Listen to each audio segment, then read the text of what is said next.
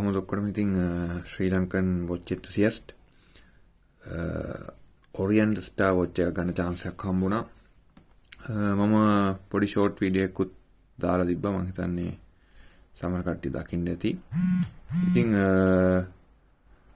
Orient Star මම හිතන්නේ made in Japan ගොඩක් ප්‍රසිද්ධ brand name එකක්. ඒ වගේම ගොඩක්ම මං දන්න තරමින් 99%ක්ම හැම watch එකකටම in house movement කියන්නේ ඔයගොල්ලෝ දන්නවා ඇති Epson කියලා තියෙන manufacturer company එකක් movement manufacture කරන එකක්. ඒ Epson company එකෙන් තමයි Orient Star movements හදන්නේ. ඉතින් in house movements ඒ කියන්නේ ඒ company එකම තමයි නැත්නම් වෙන කොහෙන්වත් ඒගොල්ලෝ ගන්නෙ නෑ movements. ඔයගොල්ලෝ දන්නවා ඒකම කියලා දෙනවා කලින් වීඩියෝස් වල in house movement. එහෙම නැත්නම් වෙන තැන් වලින් ගන්නවා movements එහෙම watch එකක විදිහට හදනවා. ඉතින් Orient Star කියන්නේ in house movement තියෙන watch brand එකක්. ඊට අමතරව කියන්න ඕන Orient Star කියන brand එක ගත්තාම ඕගොල්ලෝ අහලා ඇති Orient කියන නමත්. මොකද Bambino කියන watch එක ගැන හැමෝම දන්නවා, ගොඩක් කට්ටිය දන්න watch එක Bambino කියන එක. ඉතින් Orient Star Royal Orient එහෙම නැත්නම් Orient Royal කියලා තියෙනවා. ඒ එකම brand එක නමුත් level වෙනස්. ඒ කියන්නේ මම හිතන්නේ attain වෙන්න පුළුවන් level එකක් වෙනස්. සාමාන්‍ය මිනිස්සෙක්ට යන්න පුළුවන් ගාන නෙවෙයි සාමාන්‍ය Royal Orient කියන watch හැදෙන්නේ. නමුත් දැන් මේ වෙන විට මම හිතන්නේ Royal Orient watch හැදෙනවා ඇති කියලා. මොකද ඒවා සාමාන්‍යයෙන් ගොඩක් price range එක සාමාන්‍යයෙන් ලක්ෂ 10ට වගේ යන ඒවත් තියෙනවා Royal Orient. ඉතින් මං හිතන්නේ මං දැක්ක එක තැනක 2018 17 වගේ වෙනකොට Royal Orient watch හදන එක නවත්තලා තියෙනවා. ඉතින් දැන් Orient Star එක watch එනවා ගොඩක් ලස්සන ඒවා. skeleton ඒ වගේම එක dial විවිධ ආකාරයේ dial තියෙන ඒවා. ඉතින් limited editions ගොඩක් එන්නේ. සාමාන්‍ය price tag එක නම් ටිකක් ලොකුයි. මං හිතන්නේ ලක්ෂ 8-9 යන ඒවාත් තියෙනවා. ඒ වගේම ලක්ෂ 5ට වගේ යන ඒවාත් තියෙනවා. ඉතින් මේ Orient Star watch එක මම පොඩ්ඩක් ගලවලා පෙන්නනවා ඔයගොල්ලන්ට. gold plated case එකක් තියෙන්නේ. skeleton movement එකක්. මම හිතන්නේ මගේ channel එකේ මම පළවෙනි දාව skeleton movement එකක් පෙන්නන්නේ. ඔයගොල්ලන්ට පෙන්නති clasp එක. deployment clasp එකක් තියෙන්නේ. මම clasp වර්ග කලින් පොඩ්ඩක් කියලා දෙනවා. මේ clasp එකට අපි කියන්නේ deployment clasp කියලා. එහෙම නැත්නම් deployant කියලාත් කියනවා. deployment කියලාත් කියනවා. ඉතින් මේක single folded clasp එකක්. ඒ කියන්නේ එක නැමීමයි තියෙන ඕගොල්ලන්ට පේනවා ඇති. ඉතින් folding clasp ඔක්කොම deployment clasp. හැබැයි deployment clasp කියනම ඔක්කොම folding clasp. හැබැයි folding clasp කියන ඒවා කවදාවත් හැම එකම deployment clasp වෙන්නේ නැහැ. ඒක මම හිතන්නේ පැහැදිලි කරලා මමත් අර ටෙඩි බල්ඩසා ඒ එක්කෙනාගේ තියෙන නිවුස් ලෙටර් එකක් වගේ එකක්. ඒකෙන් ඕගොල්ලන්ට ඒක කියවලා බලන්න පුළුවන්. මමත් ඒක කියන්නේ කියවලා දැනගත්ත දෙයක්. ඉතින් මේකට අපි කියන්නේ single folding deployment clasp කියලා. ඒ කියන්නේ එකපාර එක නැමීමයි තියෙන්නේ. ඉතින් මේ clasp එක ගොඩක් පහසුයි ඔයගොල්ලන්ට පේනවා ඇති. මෙතන තියෙන spring bar එකකින් තමයි strap එකට ring අපි buckle එකක් high කරනවා වගේම තමයි මේකත් high කරන්නේ. ඉතින් ඕනල් පේන ඇති high වෙලා තියෙන විදිහ. ඉතින් මේ තියෙන original Orient Star මේ clasp එක. ඉතින් අපි watch එකේ පිටිපස්ස පොඩ්ඩක් බලමු. ඔයගොල්ලෝ පේනවාද Epson කියලා තියෙනවා. ඒ කියන්නේ මම අර කියපු movement හදන company එක. stainless steel water resistant fiber bar.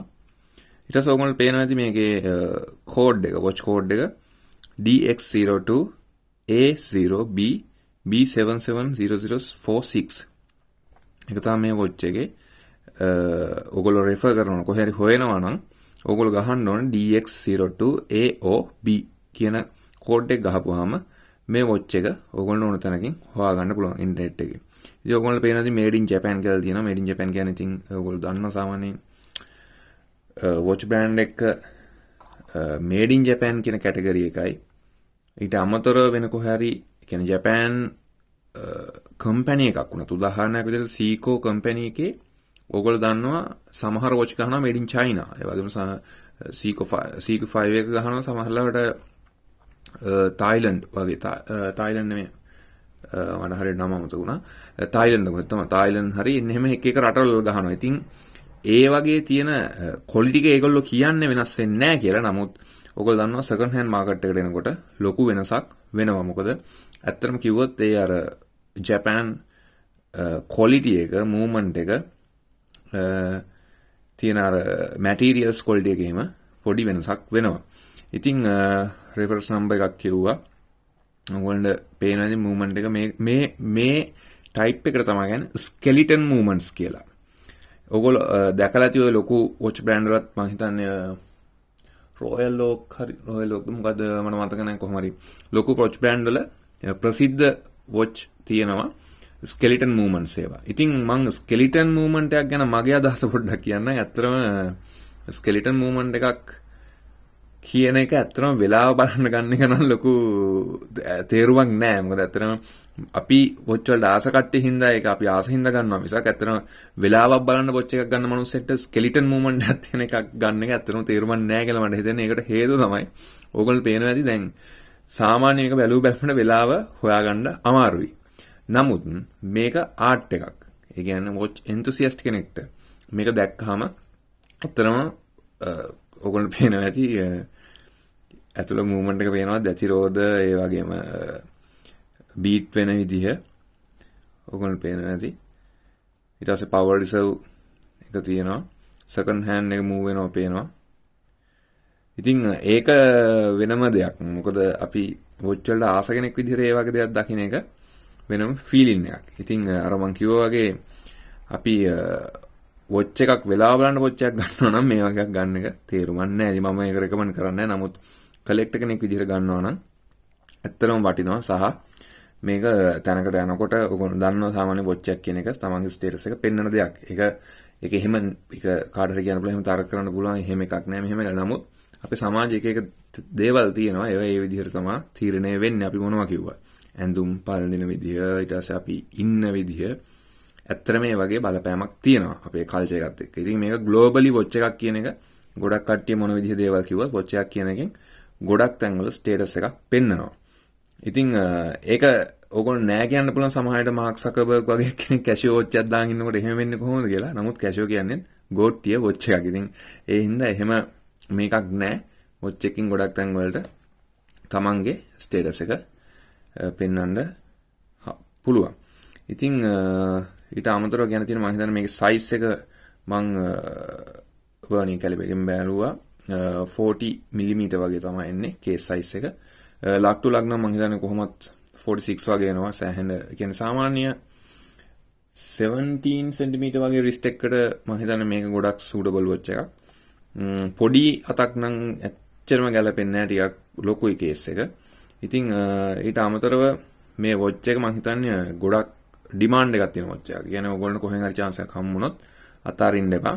සාමාන්‍යයෙන් මේක යන ප්‍රයිස් එක මම ශ්‍රී ලංකා මුදලින් හරියටම කියන්න දන්නේ නැහැ. නමුත් මම හිතන්නේ කොහොමත් ලක්ෂ 2කට 2.5කට ආසන්නව 2,50,000කට ආසන්නව යනවා ඇති. ඉතින් eBay ඊට පස්සේ Chrono24 වගේ ඔයගොල්ලන්ට බලන්න පුළුවන් වෙයි එක එක වෙබ්සයිට්ස් වල කොහොමද ප්‍රයිස් රේන්ජ් එක වේරියේට් වෙන්නේ කියලා. ඉතින් ඊට අමතර විශේෂ දෙයක් විදිහට කියන්න දෙන මම හිතන්නේ පවර් රිසර්ව් එක ගැන කතා කරොත් 50 hour තියෙනවා. ඔකට මම පොඩ්ඩක් පෙන්නන්නම් ඒක. දැන් ඔයාලට පේනවා ඇති. පවර් රිසර්ව් මාක් එක තියෙන්නේ 20යි 30යි අතර.